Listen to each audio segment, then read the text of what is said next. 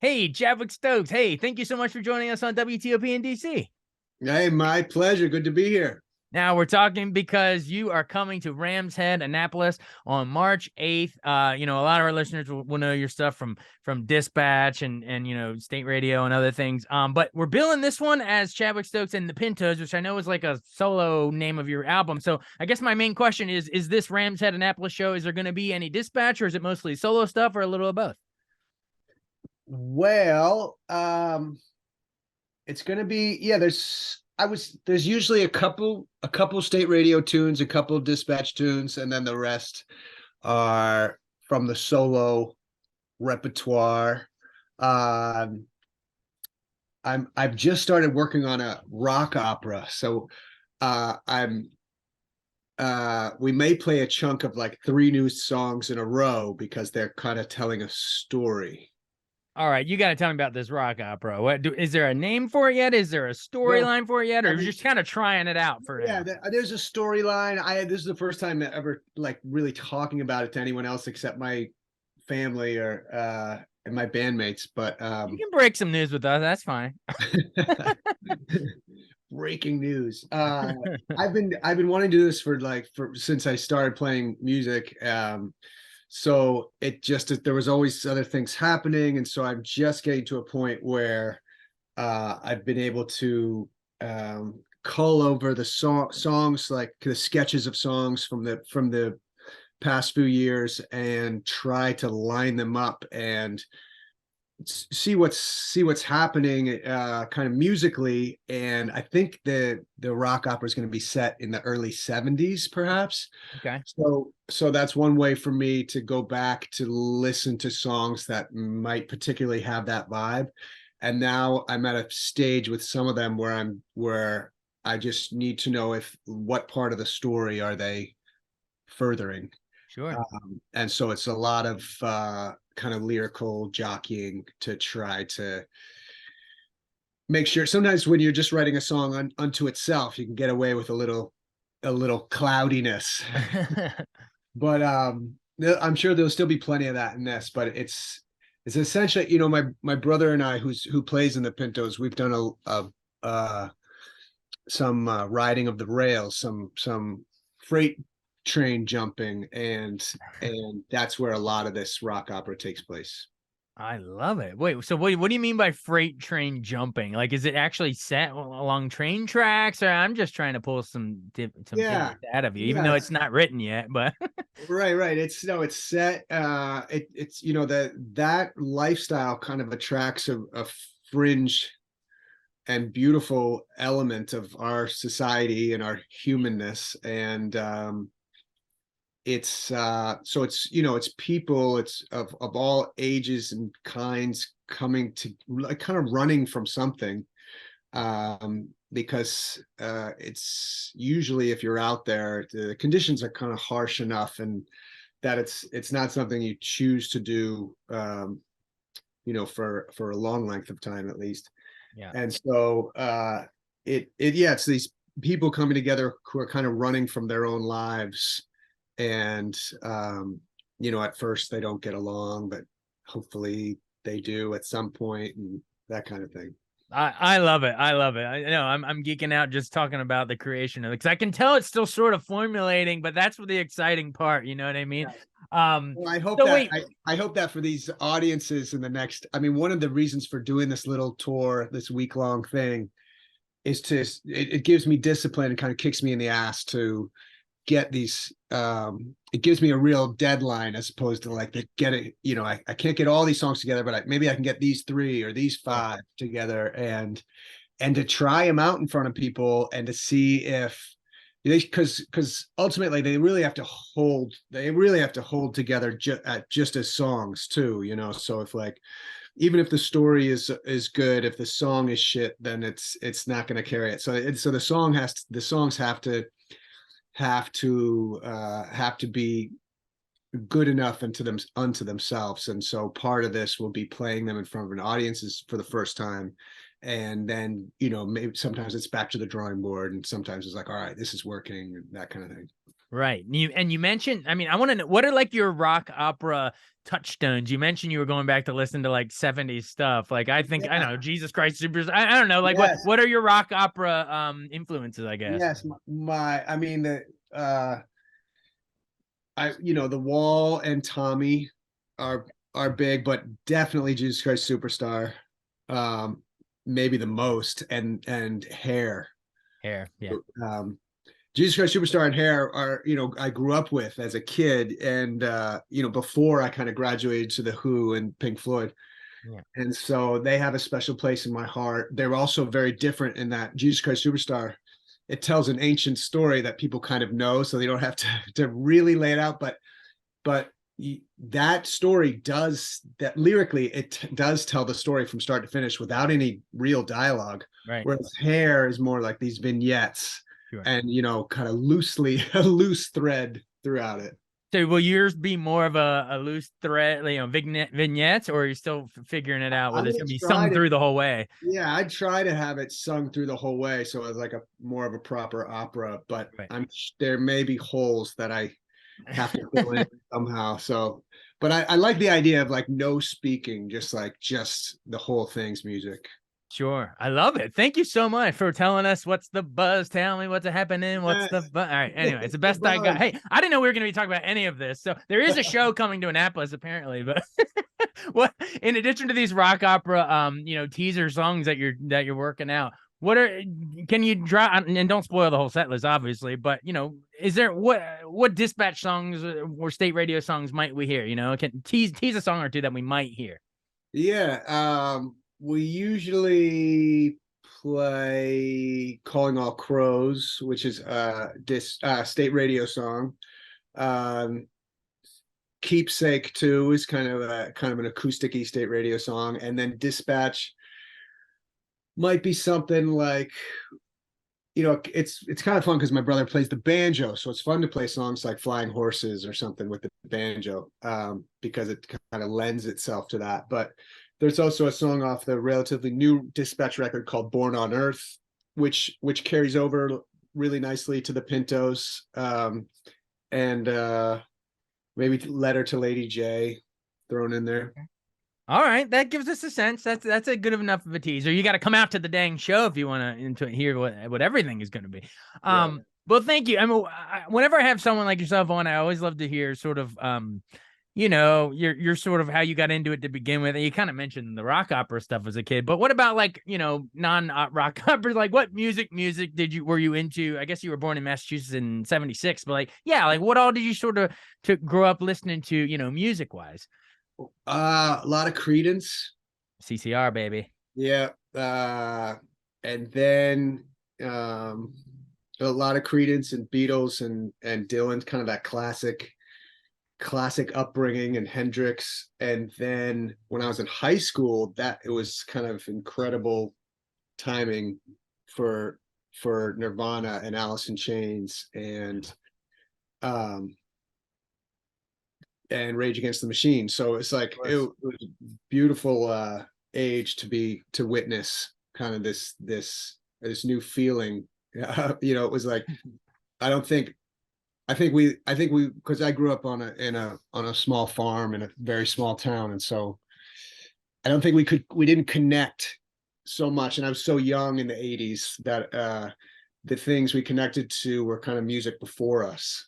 And then to be a sophomore in high school and for have everything to land, right with us with Nirvana and Pearl Jam, and um, that was something else. Blind Melon, Soundgarden. It was just an amazing time to feel like we had a music of our own. And I also played the trombone all through as a kid, so also leaned towards like the reggae sounds of the horns and reggae and ska. And so I kind of had that. And Boston was a good ska scene, so there was an element to that as well.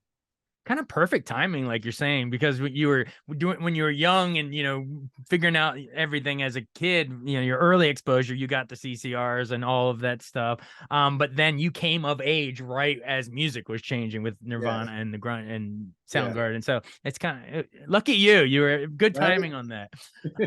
Was there ever any Simon and Garfunkel back there too? Yes, Some of your songs have a little echoes of that, I think. absolutely. We were actually, when I remember being a kid and not know and putting it together that Paul Simon was the same guy as Simon and Garfunkel.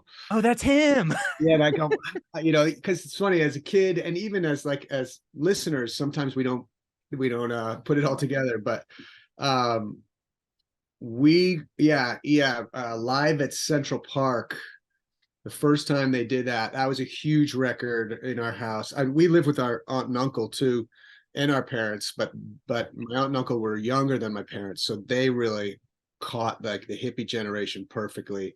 So all the music was down in the cottage on the farm. Nice. And so like that's where we first listened to the Who records, and that's where there was Simon Garfunkel was huge there. And then I guess in the 80s when Graceland came out, that really that was such an incredible record, and I think had lasting effects. I love it. I love it. All right. So how does Dispatch form off the tail of that? I guess what's like mid 90s, 96. So you said in your sophomore year of high school, you're starting to discover all these cool, edgy bands. So then how does Dispatch come together? And you probably told the story millions of times. So, but a condensed version of how you guys formed. Yeah, it kind of makes sense because I joined Pete's band, yeah, as a like with my trombone. And then I said, I play guitar and write songs too, and that's cool. And we started doing it together. We called ourselves Hermit Thrush, which is Hermit Thrush. yeah, which is maybe the greatest band name I've ever been a part of. Not Herman's Hermit. Hermit's right. Thrush. Hermit Thrush. It's the state bird of Vermont. Okay.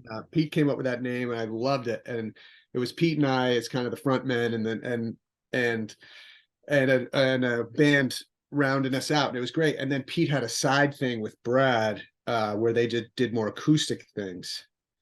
And then the everything kind of collided, and then Pete, Brad, and I switched over to we kind of electrified the Pete and Brad thing and added me to it, and so there became the trio. And, and that was Yeah, Silent Steeples, the first one, then I guess. yeah, it was largely acoustic, and the longer we played together, the more electric we got because we were kind of learning. Um, we were kind of like Brad was essentially learning to play the drums, Yeah. So that first record is very, kind of sparse with him on the drums, and then it kind of carries on from there.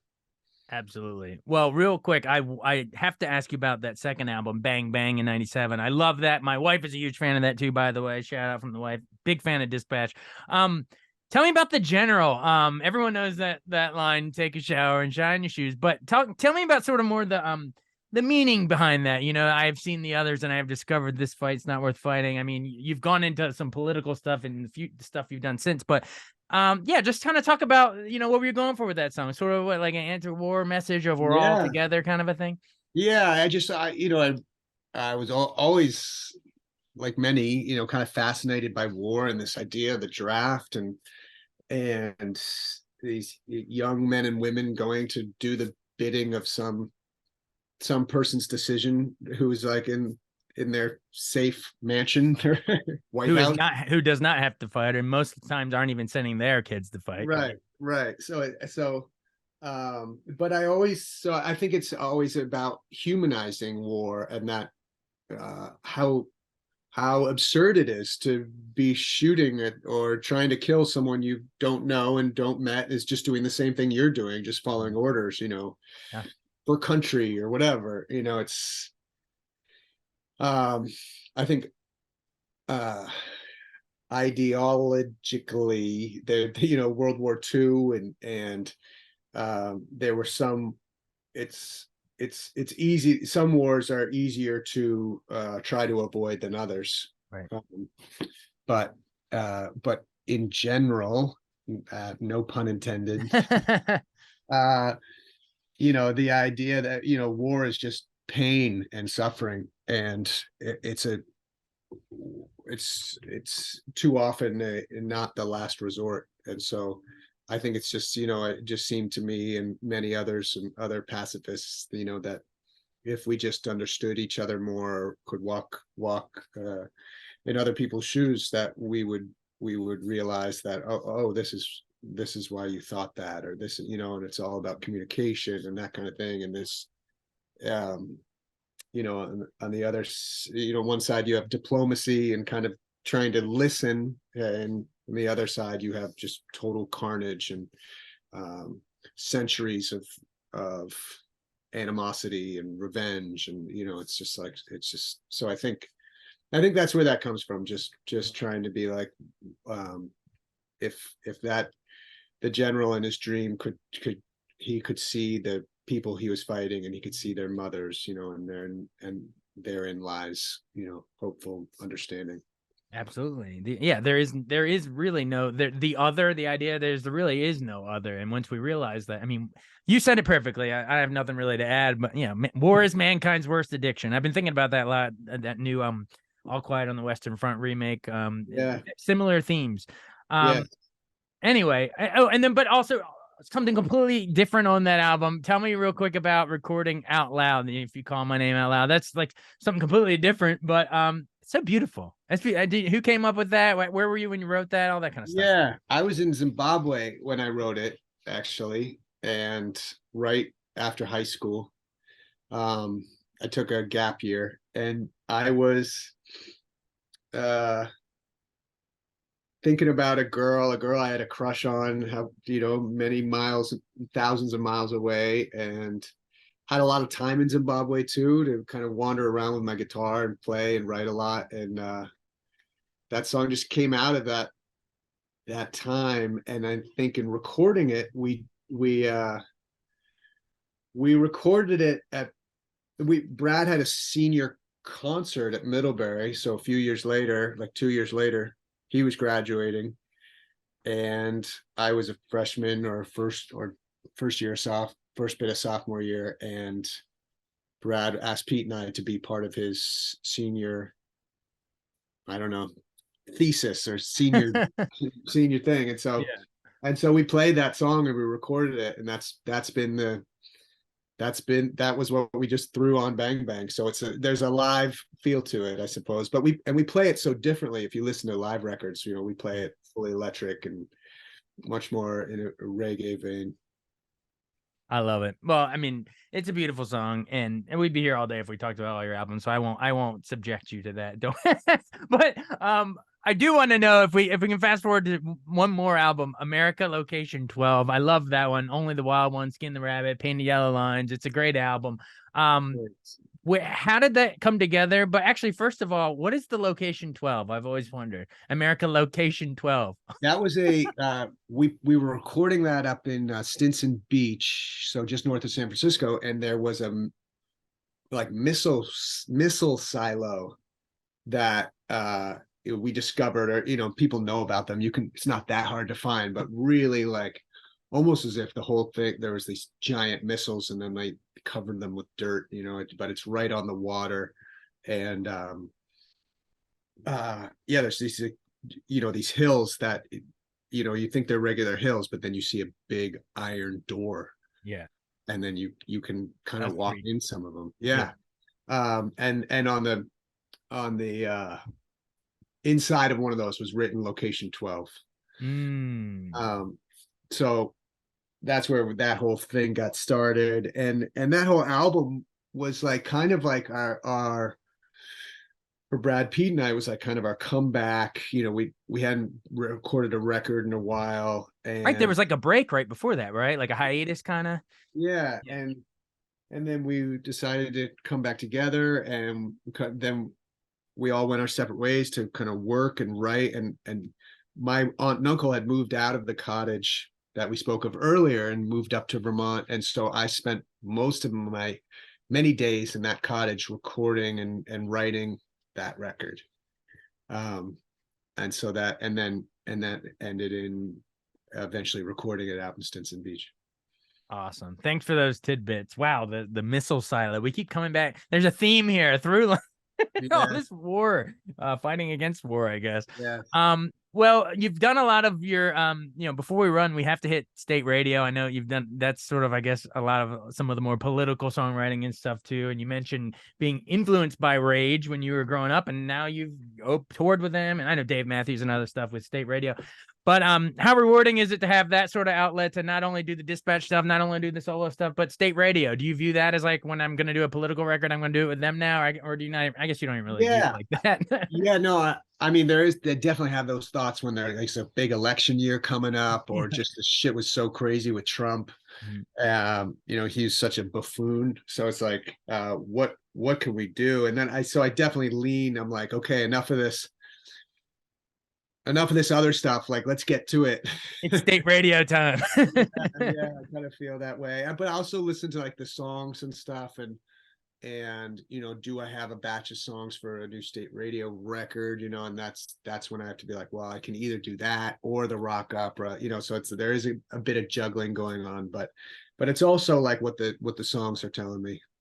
Absolutely. And you said that of the state radio songs, you might be playing Calling All Crows. You said that might be the one year. Yeah, I mean, the other day I did a solo show, which gives me a little bit more freedom, and I played Camilo and Mr. Larkin, some songs that don't see the light of day as much. So those are kind of, there's some stuff in the wings, I guess, if we feel like we need them. Awesome. Well, you can hear all of these songs and more at the Rams Head in Annapolis on March 8th. I mean, you've been so generous with your time. Thank you so much. And I'm really excited to see that rock opera now. Is there a title for it yet? Or is there a working title or no? No, not yet. I mean, I had toyed with the idea of some like American refugee or something like that, Right. like kind of a refugee from this country. Okay. Yeah. There's something to that. I like that. Keep going down that train track. Okay. Awesome. Hey, thank you so much for doing this. I really appreciate it. Thank you, Jason. Nice to see you. All right. Be well. You too.